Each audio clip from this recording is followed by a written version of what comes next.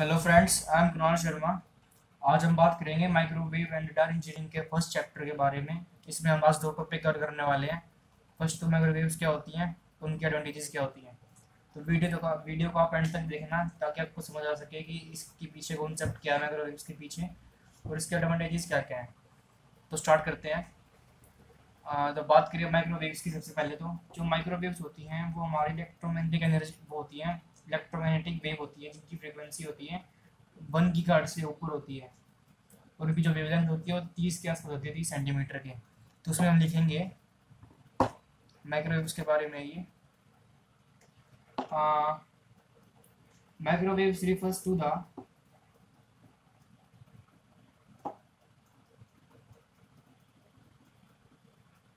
electromagnetic waves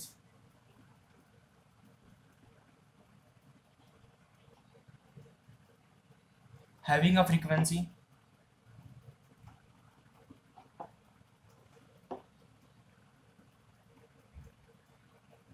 higher than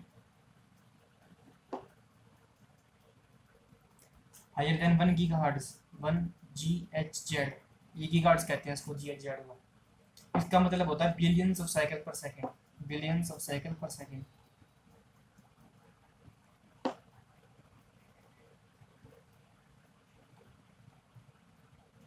billions of cycle per second. और जो इनकी वेवलेंथ होती है, मतलब कि corresponding wavelength, corresponding wavelength shorter than 30 centimetre.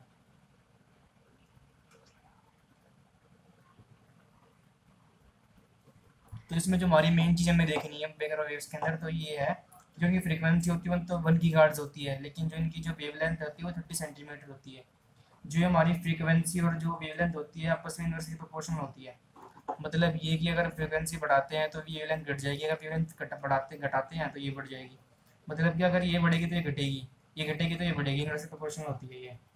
आज थोड़ा इसके बारे में और बात करते हैं माइक्रोवेव्स के बारे में।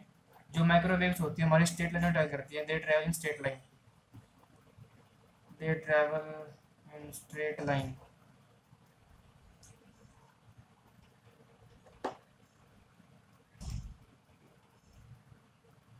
इनके जो सबसे खास बात होती है कि ये इफेक्ट बहुत कम होती है। जैसे कि हमारे पास जो हमारे ग्राउंड प्रोपोगेशन था या स्काई वे प्रोपोगेशन था, उसके अंदर होता क्या था कि जैसे कि हमारे आयोस्फीयर है, ट्रोपोस्फीयर है, वहाँ से वेव रिफ्लेक्ट बैक होके आती थी अपने दूसरे जहाँ पे हमें इसको पहुँचानी होती है।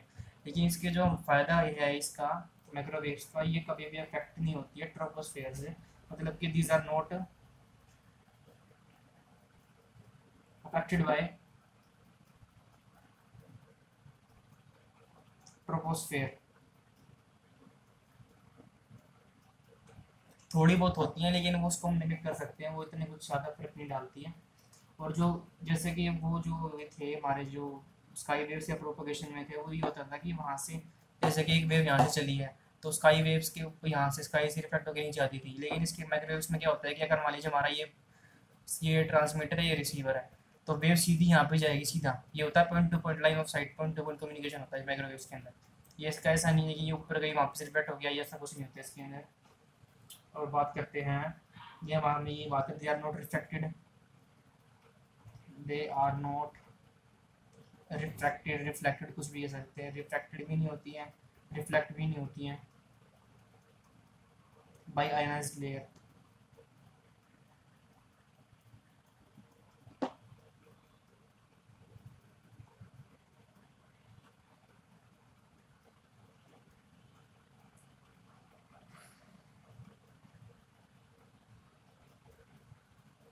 Radio frequency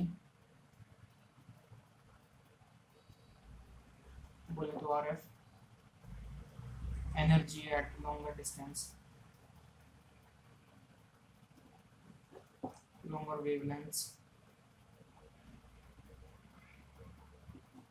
is affected less, sir,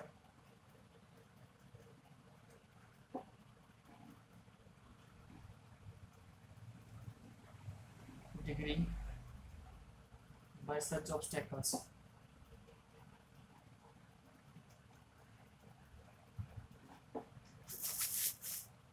आप जो ये हमारी माइक्रोवेव्स होती है हमारी वेल सूटेड होती है, मतलब कि ये बेस्ट होती है, well suited for wireless transmission, wireless transmission of signal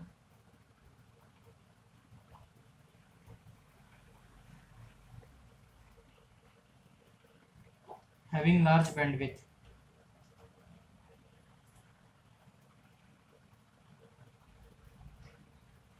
अब जो हमारी लार्ज बैंडविड्थ से होता क्या है कि जैसे मान लीजिए हमें अपना हाई फ्रीक्वेंसी का सिग्नल भेजना है, तो इसमें हम जो हमारा कैरियर होता है वो कम स्पेस लेता है और जब हम ज़्यादा डाटा भेज सकते हैं अपने बैंडविड्थ के हिसाब से ज़्यादा उसके ऊपर। तो इसमें ही सबसे ज़्यादा फायदा तो इस बात का होता है जो हमारी माइक्रोवेव्स होती है इसके अंदर थोड़ा डिनेशन आता है जब ये ट्रीज़ में से या फिर ट्रीज़ कह लें, मतलब जो हमारे जो पेड़ होते हैं या फिर फ्री मोशन से पास होती हैं, तो इसमें देख सकते हैं सम एट्यूनेशन, सम एट्यूनेशन। जो हमारा एट्यूनेशन होता है ये हमारा एम्पलीफिकेशन का उल्टा होता है। जैसे हमारा जो एम्पलीफाई करते हैं सिग्नल को तो उसकी स्ट्रेंथ बढ़ाते हैं, एट्यूनेशन लगता है स्ट्रेंथ घट जाती है जब ये पास होती है। सम एट्यूनेशन ऑकर्स व्हेन माइक्रोवेव्स, इसका मतलब यू का मतलब माइक्रो होता है, when microwaves energy passes through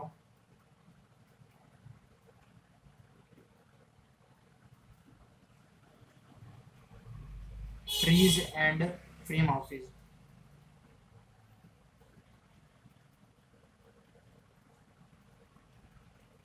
तो ये तो हमारी बात होगी माइक्रोवेव्स की। अगर आप मान लीजिए आपके पास क्वेश्चन 2 नंबर का है, 5 नंबर का है, 10 नंबर का है, तो आप इसमें से बना के अपने हिसाब से कट करके लिख सकते हैं इसके अंदर। अब बात कर लेते हैं इसकी एडवांटेजेस की। एडवांटेजेस क्या क्या है माइक्रोवेव्स की? Advantages of microwaves.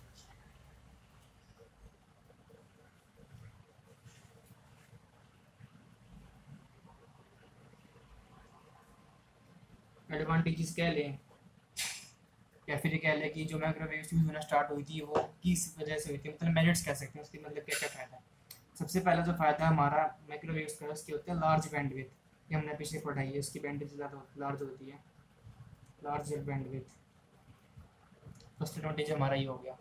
Second advantage है हमारा इम्प्रूव डायरेक्टिव प्रॉपर्टीज़।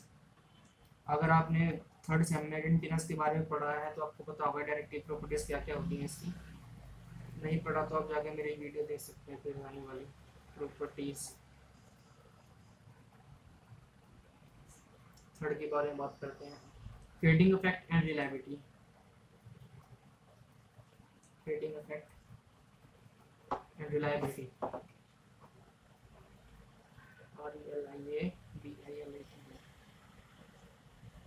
फोर्थ के बारे में बात कर रहे हैं, लेस पावर रिक्वायरमेंट्स, मतलब जो पावर रिक्वायरमेंट होती है इसके अंदर बहुत कम होती है एज कम्पेयर टू हमारे जो पुराने मेथड्स थे।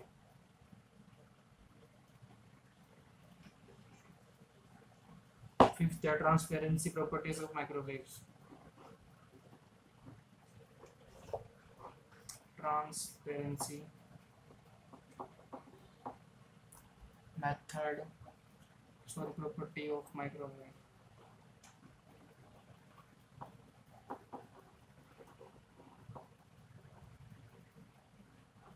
सिक्स्थ के बारे में बात करते हैं, heating property of microwave. Heating property of microwave.